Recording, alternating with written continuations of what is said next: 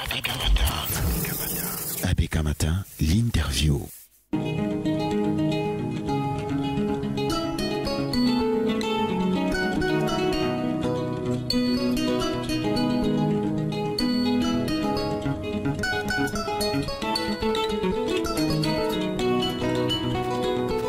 Merci à tous ceux qui nous rejoignent sur l'émission ABK Matin. On reçoit dans le cadre de notre entretien du jour Didier Yimko. Avec lui, on parle de l'affaire SNH, Société Nationale des Hydrocarbures, et du conseil d'administration extraordinaire qui s'est tenu le 24 juillet 2024 après l'annulation du conseil prévu le 17 juillet. Et au moment où de nombreux Camerounais s'attendaient à ce qu'il y ait un changement majeur, c'est-à-dire à la tête de cette entreprise, où on a Adolphe Moudiki qui est depuis le 6 février 1993. On a eu plutôt droit à un bilan des activités de la Société Nationale des Hydrocarbures, et de nombreuses personnes se disent qu'il y a des pressions qui auraient été exercées. Est-ce que c'est votre point de vue, Didier Yimko? Fifi, beaucoup de gens ne connaissent pas très bien le président Biya. Biya est le paragon, c'est-à-dire l'archétype même de ce que j'ai appelé tout à l'heure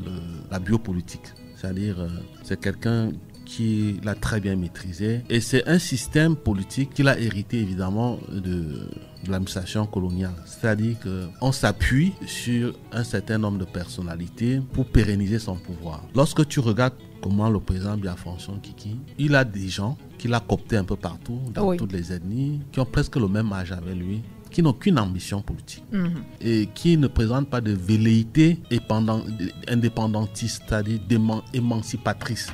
C'est-à-dire c'est des gens qui doivent vivre avec lui, mourir entre guillemets avec lui.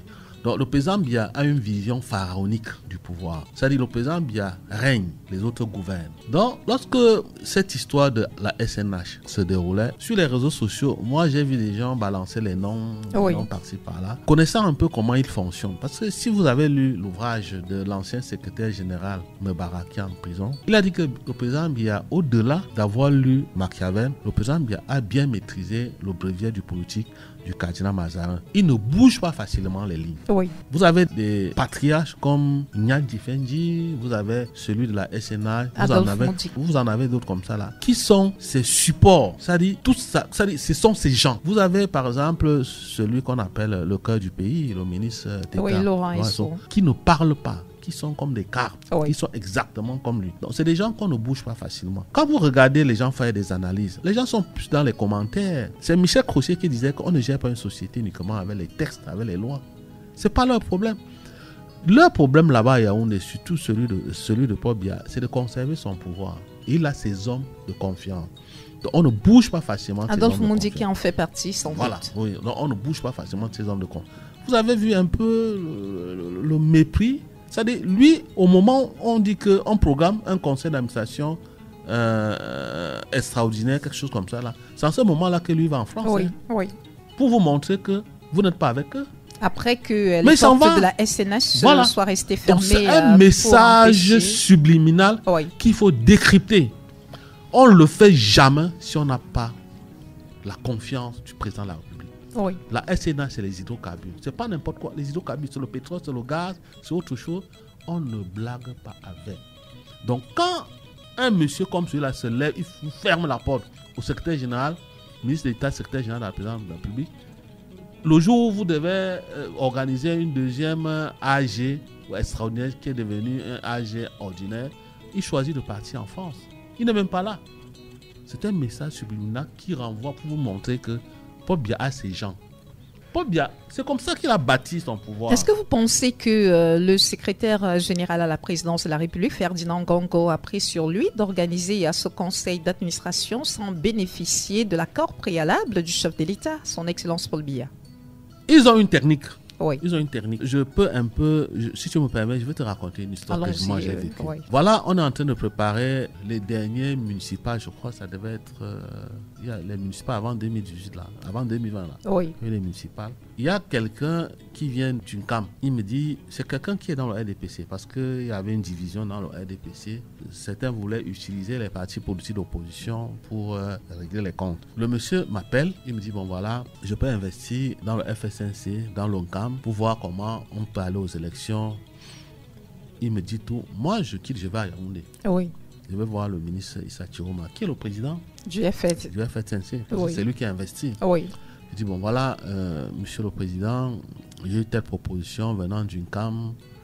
J'ai d'abord vu le trésorier du parti. Je lui ai expliqué. Il a dit, non, vraiment, c'est un sujet assez délicat. Il faut discuter avec ton père. Voilà comment il dit. Tu vas voir ton père, le ministre Chiroma. Bon, je vais donc voir le président national du parti. Je lui explique, je lui dis, je lui montre tous les contours. Tu sais ce qu'il me répond? Non. Il ne dit pas oui, non. Il me dit, prends tes responsabilités. Il me dit, prends tes responsabilités. Voilà tout ce qu'il m'a dit. Il ne me dit pas oui. Il ne me dit pas non. Il me dit, prends tes responsabilités. Moi, je sors donc. Je passe par le bureau du trésor qui était son particulier. Il me dit, qu'est-ce qu'il t'a dit? Il m'a dit, prends tes responsabilités. Oui. Il me dit, il ne t'a pas dit oui, il ne t'a pas dit non. Va toi-même dans ton coin, tu réfléchis. Oui. Si tu veux faire ça, ça te risque et péril. Oui. Ça veut dire quoi? Ça veut dire que c'est ce genre de réponse qu'on te donne. Tu viens voir ton patron, tu dis, il dit, prends tes responsabilités. Oui, surtout que il y a la loi là. Le secrétaire général et président du conseil d'administration de la SNH. Il dit, prends tes responsabilités. Si tu n'es pas malin, si tu es malin, oui. Tu rentres, tu laisses tomber. C'est ce que moi j'ai fait. Oui. Tu laisses tomber. Parce que s'il veut qu'on déplace son ami intime, c'est lui-même qui prendra la décision. Surtout que c'est lui qui l'a nommé. Il fait une instruction, il te dit, il t'appelle, il dit telle chose, tu vas enlever. Mais ne va pas rester dans ton bureau parce que tu as des comptes à régler, parce que tu veux placer tes amis et tu viens lui proposer. Il dit, prends tes responsabilités. Voilà la réponse. Donc c'est ce qui serait arrivé au secrétaire général, à la présidence de la République. Monsieur le ministre d'État, prenez vos responsabilités. Et aujourd'hui, on a l'impression qu'il s'en sort avec son autorité un tout petit peu fragilisée. Mais parce que lui n'a pas compris. Parce que lui n'a pas compris, vous ne pouvez pas passer 10 ans à côté d'un monsieur et vous ne parvenez pas à le décrypter. Paul Biya s'appuie sur des personnalités qui ont de son âge et ensuite sur des entités extra-politiques telles que la religion. Oui. La religion, telles que les chefferies et l'armée. Oui. Voilà les entités extra-politiques sur lesquelles le président Biya s'appuie pour renforcer son gouvernement perpétuel. Fifi, il faut voir un peu comment. Il est Nomgui, hein. Nomgui veut dire chef des chefs. Oui. Il faut voir comment il manège les chefs traditionnels. Ça avait beaucoup de dextérité. Tout à fait. Il faut voir comment il manège l'armée. Ça avait beaucoup de dignité. Tout à fait. Donc, voilà ces entités sur lesquelles il s'appuie. Donc, quand vous regardez le squelette du management politique de Paul Biya, vous allez comprendre que ces entités-là, il ne joue pas avec. Il a des personnalités comme les Mbomondia qui sont morts, qui n'a pas remplacé au bureau politique. Hein. Oui. Comme le fonds de Bamenda à l'époque, le fonds Mokete, le Paramount Mokete. Voilà ces gens qui ne remplacent pas. Tu crois qu'ils ne savent pas qu'ils sont morts? Pourquoi ils ne les remplacent pas? La jeunesse aurait-elle de très très grosses velléités, des très très grosses tendances émancipatrices et puis des envies, des envies de pouvoir. Il est très rusé. C'est la raison pour laquelle il ne fait pas confiance aux jeunes. Pas qu'il ne fait pas confiance. Non, il faut toujours. À un certain niveau de responsabilité. Il faut avoir des gens avec qui tu gouvernes. Une chose est sûre, ce n'est pas un patriarche comme Nyan Tifendi qui peut faire n'importe quoi au Gambia. Oui. Ce n'est pas le président Kavayege qui peut casser un morceau de sucre dans le dos du président Biya. Ce n'est pas Ador Moudiki. Donc, voilà. Quand vous êtes autour, quand vous êtes dans le régime de Paul Biya, lorsque vous avez affaire à ces gens, il ne faut même pas jouer. Moi, on a appris ici dans les journaux que à un moment, il est arrivé un moment où il fallait chasser, je crois, le directeur du cabinet du président de l'Assemblée nationale. Oui. Le colonel Banque a envoyé les gens là-bas. On ne les a même pas reçus. le président de l'Assemblée a dit, fichez-moi le camp. Dégagez de chez moi. Parce que la biopolitique crée ce qu'on appelle le biopouvoir. Ça veut dire quoi? Ça veut dire qu'on crée des clans, des réseaux. Chaque patron de clan est président dans son réseau. Oui. Il gère ses réseaux comme il veut. Et l'objectif qu'on lui demande, l'objectif qu'on lui a assigné, c'est de réduire l'image du président de la République. Oui. C'est pour ça qu'on l'appelle l'hégémon central, le prince. Bon, c'est pour ça que j'ai dit que moi, je vais te raconter une autre histoire, Fifi. On a nommé quelqu'un ministre. On est là-bas pour la cérémonie de remerciement au chef de l'État, à Dieu. C'est-à-dire, il y a le chef de l'État, après il y a le Dieu. On lui dit merci pour avoir mis la grâce sur nous. Le président, il y a les photos en format, grand format, là, les affiches du président bien en grand format. Oui. Il y a des discours dithyrambiques à son honneur, des grands discours, on lui dit merci.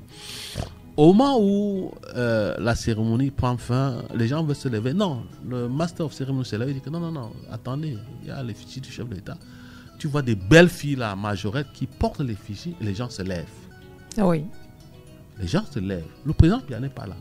On se lève pour que comment vous appelez ça? Les hôtesses. Oui, qui ont porté. Oui, l'effigie puisse passer. Les gens se lèvent. Oui. Tu apprécies l'étendue du pouvoir totémique du chef de l'État. Quand bien même il est absent. Il est absent, il n'est pas là. Oui. On appelle ça un pouvoir totémique du président Biya. Pour dire que voilà comment il a pensé son pouvoir.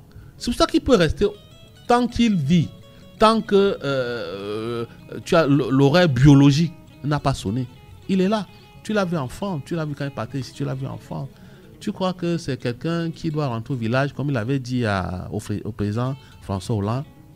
Non, c'est pour dire que vraiment, lorsque vous avez affaire à un monsieur comme celui-là, comme je l'ai dit tantôt, il faut éviter de bouger des lignes qui sont ces lignes intimes. Paul Biya est comme un pharaon. Il gère ce pays avec ses gens, avec ses relations qu'il a cooptées un peu partout, pas seulement dans sa tribu. Il faut dire aujourd'hui que, en ce qui concerne particulièrement le secrétaire général à la présidence de la République, Ferdinand Ngongo, dépositaire des hautes instructions du président de la République, il y a quand même, avant cette affaire du conseil d'administration extraordinaire, qui a d'abord été annulée, reprogrammée, qui a, on va le dire, qui n'a pas abouti au débarquement d'Adolphe Moudiki. Il y a eu cette affaire MINSEP FECAFOOT, avec également des très hautes instructions qui étaient remises en question. Est-ce qu'il faut dire aujourd'hui que Ferdinand Ngongo, finalement, ne bénéficie pas des bonnes grâces du président de la République, parce qu'on voit quand même deux affaires dans lesquelles il se sent presque abandonné? Non, je ne peux pas dire ça. Il est quand même secrétaire général. S'il y a un fonctionnaire qui a le privilège de voir le président bien peut-être une fois par jour, c'est le secrétaire général, hein, en dehors peut-être de son particulier ou bien de son majordome, de son aide de camp. Oui. L'aide de camp, il y a peut-être le directeur du cabinet civil ou bien le directeur de protocole. Mais s'il y a un haut fonctionnaire, un homme d'État qui peut avoir le privilège d'avoir le président bien au moins une fois par jour, c'est le secrétaire général, c'est le ministre d'État, secrétaire général, le président de la République. Mais sauf que il peut être victime de la bataille des clans. Oui. Cela va de soi. Il ne faut pas oublier surtout que, je l'ai toujours dit ici, hein, lorsqu'on doit faire des analyses politologiques, les analyses des faits, il faut toujours intégrer l'horizon 2025. L'âge du président Biya fait aujourd'hui qu'il y a des batailles. Il y a des batailles qui peuvent être même sanguinaires pour la transition à la tête de l'État. Je dis ne pas être un féru des analyses politiques. Donc il y a des batailles, il y a des clans qui s'opposent, il y a même des nouvelles, ce qu'on appelle les nouvelles, comment on appelle ça? Vous avez des choses comme les 10 millions, les nouvelles solidarités, voilà le mot. Il y a des nouvelles solidarités qui se créent. Oui. Vous avez par exemple les 10 000 ou bien les 10 millions de nordistes. Oui. Vous avez ici les Bami Pawa, vous avez les Kang, machin.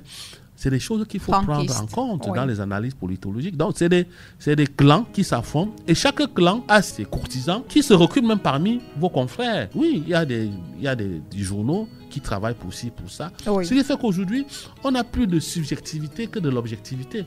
Parce que soit on défend un clan, soit on tire contre le clan. Voilà comment nous sommes aujourd'hui. Parce que le contexte s'y mêle avec l'horizon 2025. Donc, le ministre Ngongo peut être victime de la bataille des clans. Oui. Le ministre des Transports, Ernest Masséna Gallet Bibéhé, compte présider le 29 juillet 2024 dès 14h du côté de Kribi, en exécution des très hautes instructions du président de la République, son Excellence Paul Biya, une session ordinaire du conseil d'administration du port autonome de Kribi. Cette fois-là, on ne peut pas s'attendre à ce qu'il y ait des changements majeurs. Non, s'il a eu les vraies consignes du chef de l'État, il est probable que le directeur... On en est à remettre en question les consignes. Non, moi je ne remets pas. Moi je ne remets pas. Moi je dis toujours qu'il faut être... Quand vous avez un patron, quand vous avez un patron, c'est à tous les échelons. C'est pas seulement, il ne faut pas être seulement à la présidence de la République, même ici chez vous. Lorsque vous avez votre patron, il faut essayer de le connaître. Il faut tout faire pour savoir ce qu'il aime, ce qu'il n'aime pas. Il ne faut pas seulement s'appuyer sur les textes de loi. C'est pour ça que beaucoup de gens se cassent la figure. Je l'ai dit tout le temps. Michel Crochet a dit on ne gère pas la société uniquement, essentiellement, avec les textes de loi. C'est-à-dire il ne faut pas prendre une loi. Oui, la loi là me donne le pouvoir de faire ci, de faire ça. Et vous croyez que vous pouvez vous appuyer sur ça pour faire ce que vous voulez. Mais non. Il y a des choses qui n'ont rien à voir avec la loi, avec les textes. Donc il faut aller jouer par là. Donc si vous avez un patron qui ne vous a pas instruit de faire quelque chose, faites attention. Ne prenez pas ça sur vous. Peut-être parce que quand on a organisé l'AG extraordinaire à la Sonara, est-ce qu'il y a eu un problème? N'est-ce pas, l'ancien DG de la Sonara, M. Simon est parti à la Sonara pour s'installer à Kotko. Et on sait très bien que M. Simon, ce sont ces gens, vous comprenez? Donc ça ne peut pas aller partout comme cela. Vous ne pouvez pas placer vos pions n'importe où, n'importe quand, parce qu'après tout, il y a quelqu'un à la manette. Donc, on peut s'attendre à ce que l'Assemblée, le conseil d'administration du port autonome de Kribi puisse se tenir sans incident, parce que les enjeux peuvent être mineurs. Aujourd'hui, avec ce qu'on vit là, il faut être prudent. Il faut être très, très prudent. Il ne faut pas... j'ai vu beaucoup de vos confrères sont cassés le nez dans les réseaux sociaux parce qu'ils étaient dans la course du buzz. Ils ont donné le nom du futur DG de la Sonara, de la SNA, peut-être parce qu'ils voulaient se positionner, parce qu'ils veulent créer peut-être des nouvelles relations.